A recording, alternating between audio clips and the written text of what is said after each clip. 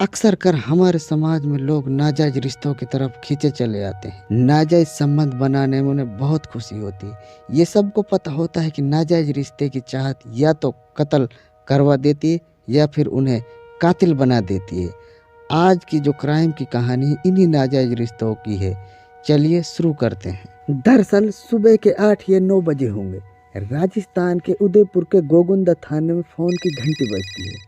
एक constable phone उठाता है, उठाकर बोलता है, हेलो, मैं उदयपुर के गोगुंदा थाने से बोल रहा हूँ। दूसरी तरफ से एक हिचकिचाती डरी सहमी सी आवाज आती है, सर, केला बावड़ी फॉरेस्ट एरिया में उभेश्वर महादेव मंदिर के पास के जंगलों में एक युवक और एक युवती की नंगन अवस्था में डेड बॉडी पड़ी हुई है। बस फिर क्या था, गोगुंदा थाने में हड़कंप सा मच गया। गोगुंदा थाने के एसएचओ और उनकी पूरी टीम केला बावड़ी के फॉरेस्ट एरिया में पहुंच जाती है। लाशों को अपने कब्जे में ले लेती है, क्राइम सीन की जांच करती है। लाशों को देखकर पता लग रहा था कि घटना 1 या 2 दिन पुरानी हो सकती है। लाशों की बहुत बुरी हालत थी। दोनों लाशों में से युवक का गुप्तांग कटा हुआ था, या कहें कि प्राइवेट पार्ट कटा हुआ था। वहीं दूसरी तरफ युवती के प्राइवेट पार्ट में चाकुओं से गोदने के निशान बने हुए थे और युवक और युवती के शरीर की चमड़ी उखड़ी हुई थी। दोनों का गला कटा हुआ था और चेहरा पत्थरों से कुचलकर कुछ हद तक बिगाड़ा हुआ था। दोनों डेड बॉडियों के शरीर पर कुछ केमिकल सा लगा हुआ था। पुलिस को लाशों से थोड़ी ही दूरी पर कपड़ों के नीचे पर्स और मोबाइल मिलते हैं। हत्या के बाद हत्यारों ने शवों को जिस तरह से छत विछित किया, दिल दहला देने वाला मंजर था। इन लाशों को देखकर ऐसा प्रतीत होता कि यह कोई प्रेमी जोड़ा था। गोगुंदा थाने इलाके में चारों तरफ डर का माहौल बन गया। लोग आपस में बात कर रहे थे, इन लोगों की कितनी निर्दयता और बर्बरता से हत्या की गई है। गोगुंदा थाने की पुलिस शवों को पोस्टमार्टम के लिए उदयपुर के गोगुंदा सरकारी अस्पताल में भेज देती है और जांच शुरू कर देती है। सबूतों को इकट्ठा करने के लिए FSL और डॉग स्क्वाड टीम घटनास्थल पर पहुंचकर सबूत इकट्ठे करती है। पुलिस इस प्रेमी जोड़े की पहचान कर लेती है। 30 वर्षीय शिक्षक राहुल मीणा पुत्र चतर सिंह निवासी बांसवाड़ा और मादर गांव की 28 वर्षीय सोनू पुत्री भूरे सिंह के रूप में इनकी पहचान होती है। दोनों की जातियां अलग थी। हत्या के तरीके को देखते हुए पुलिस को लग रहा था कि ये कोई ऑनर किलिंग का मामला है। परिवार के लोगों ने ही इनकी हत्या की है, क्योंकि आज भी हमारे समाज में अलग अलग जातियों में शादी करने को बहुत बड़ा जुर्म माना जाता है। अक्सर कर प्रेम प्रसंग के ऐसे मामलों में हत्या में परिवार की बहुत बड़ी भूमिका होती है। पुलिस शुरुआती जांच में ऑनर किलिंग की दिशा में तफ्तीश करती है। दोनों परिवारों से पूछताछ करती है। परिवार वालों ने बताया कि राहुल और सोनू 15 नवंबर 2022 शाम से ही लापता थे। राहुल के पिता, जो कि राजस्थान पुलिस में हेड कांस्टेबल थे, जिसकी ड्यूटी पुलिस लाइन में थी। राहुल मीणा उदयपुर के गांव अधवास में एक सरकारी स्कूल में टीचर की नौकरी करता था। राहुल के परिवार को लग रहा था कि वे किसी काम से बाहर गए हैं, इसलिए उन्होंने उसकी चिंता नहीं की। जब 2 दिन गुजर जाते हैं तो पिता चतर सिंह ने स्थानीय पुलिस चौकी पर सूचना दे देता है। वो कहता है कि उसका बेटा गायब है। यही सोनू के परिवार का कहना था। पुलिस को पता चलता है कि राहुल मीणा की शादी 2017 में पहले से ही हो चुकी थी। उसकी 2 बेटियां थी। राहुल और उसकी पत्नी के बीच में बात बात पर झगड़ा होता था। उनके बीच में अनबन बनी रहती थी। सोनू भी पहले से ही शादीशुदा थी। उसकी शादीशुदा जिंदगी अच्छी नहीं चल रही थी। वहीं मृतक सोनू के पिता भूरे सिंह बताते हैं कि बेटी की शादी बरवाड़ा के पास मौज वर्तों की भागल में हुई थी। सोनू और उसके पति के बीच के संबंध अच्छे नहीं थे, तो उसने घर छोड़ दिया। उसने पति के खिलाफ भरण पोषण का मामला भी दर्ज करवा रखा था। अपने पिता और ससुराल पक्ष के लोगों से अलग बड़गांव में किराए के मकान में रह रही थी, जहां वो सिलाई का काम करती थी। पुलिस ने तकरीबन 200 लोगों से पूछताछ की, पर पुलिस के हाथ कोई सबूत नहीं लगा। ऑनर किलिंग के मामले में पुलिस के हाथ कोई सबूत नहीं लग रहा था। पुलिस पर प्रेशर बढ़ता जा रहा था, क्योंकि उस समय श्रद्धा वाकर की हत्या का चर्चा पूरे देश में हो रही थी। पुलिस ने सोनू और राहुल के मोबाइल नंबर की कॉल डिटेल निकलवा लेती है। इसी बीच कॉल डिटेल से पता लगता है कि दोनों की कॉल डिटेल में एक नंबर सेम था, जिस पर इन दोनों की लगातार बात होती थी। पुलिस का शक इस नंबर पर और बढ़ गया। पुलिस फोन नंबर की इंक्वायरी करती है और पता चलता है यह नंबर भालेश कुमार के नाम से रजिस्टर्ड था। भालेश कुमार पेशे से एक तांत्रिक था जो कि भादवीगुड़ा के इच्छापूर्ण शेषनाग भावजी मंदिर में रहकर तांत्रिक टोना टोटका आदि का काम करता था। पुलिस मंदिर पहुंच जाती है पर वहां यह तांत्रिक नहीं मिलता है। मंदिर में पूछताछ कर पुलिस को पता चलता है कि भालेश 2 दिनों से गायब है। पुलिस का शक और गहरा हो गया। पुलिस के सूत्रों से पता चला कि 2 दिन पहले तांत्रिक भावेश जोशी बूंदी चला गया था। 2 दिन बाद भावेश फिर से लौटा और उसे पुलिस पूछताछ के लिए थाने बुलाया जाता है। कई नेता थाने पहुंच गए। नेताओं ने भावेश जोशी के पक्ष में पैरवी करते हुए उसे छोड़ने की मांग की।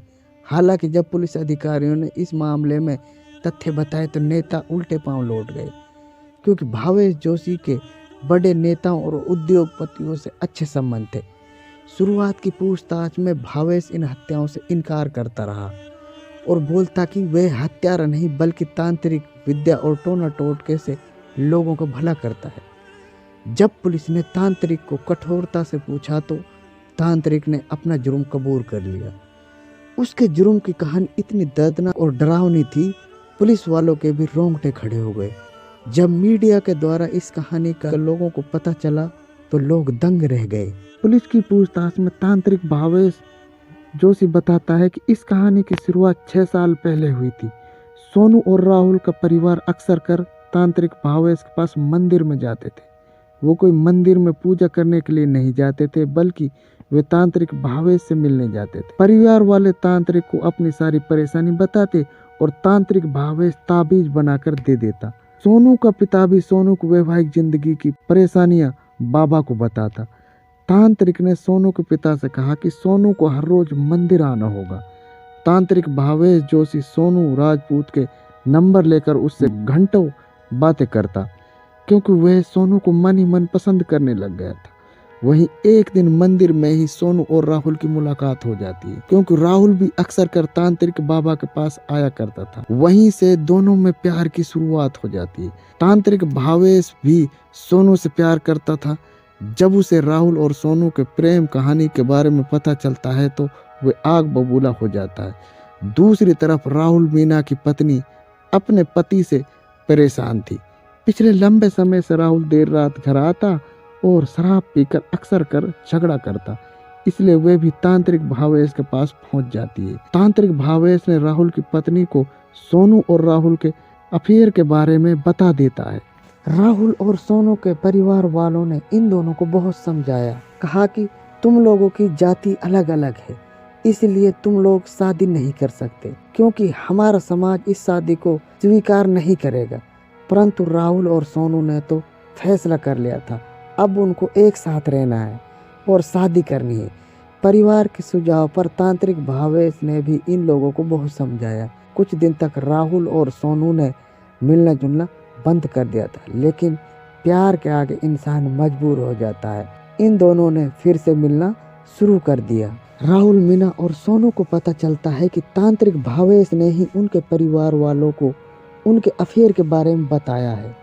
राहुल मीना और सोनू तांत्रिक भावेश को धमकी देते हैं, यदि उसने परिवार की सहमति से उन दोनों की शादी नहीं करवाई तो वे उसके और सोनू के अफेयर के बारे में पूरी दुनिया को बता देंगे और यह भी बताएंगे कि तांत्रिक भावेश की नज़र सोनू पर गंदी थी। वे सोनू को हवस का शिकार बनाना चाहता था। तांत्रिक भावेश डर गया। 8-10 साल से उन्होंने जो प्रतिष्ठा उस इलाके में पाई हुई थी, अब वो खतरे में आ गई थी। वो नहीं चाहता था कि उनके कुकर्मों की कहानी लोगों को पता चले।